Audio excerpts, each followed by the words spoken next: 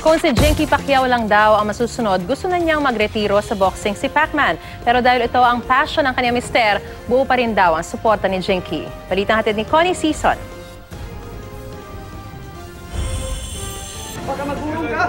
Baka magulo. Sa ika-68 professional fight ni Pacman, todo suporta pa rin ang kanyang may bahay na si Jinky, na kasama ang Team Pacquiao ay lumipad patungong Brisbane, Australia. Sa haba ng takbo ng career ni Manny, maraming professional fights na ang kanyang nasaksihan.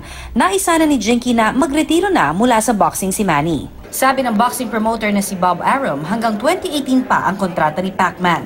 Nag-hope pa rin ako na sana this year tapos na. Pero alam mo naman sila, siyempre, hindi naman natin hintayin na may mangyari pa sa kanya, tsaka pa siya hihinto. Tsaka parang wala na siyang dapat patunayan pa, or, di ba, parang mas gusto namin na magpahinga na lang siya. Pero masyado raw mahal ni Pacman ang boxing, kaya naman pinipili na lang niyang suportahan ang mister. Nandiyan pa rin yung, yung motivation niya, tsaka yung lakas niya. Kasi every time naman nag-ensayo si Manny, talagang binubuhos niya lahat. Happy siya.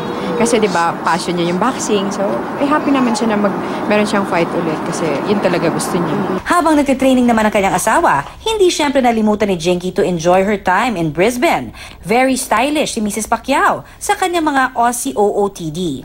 Kahit pa maraming pinagdaanan at palagi silang busy, sabi ni Jinky, nananatili namang masaya ang kanilang pagsasama, lalo pa't sentro ng kanilang relasyon ngayon ang Panginoon. Unexplainable. Parang sobrang happy na hindi ko ma-explain yung happiness na binigay ni Lord, na answered prayer talaga.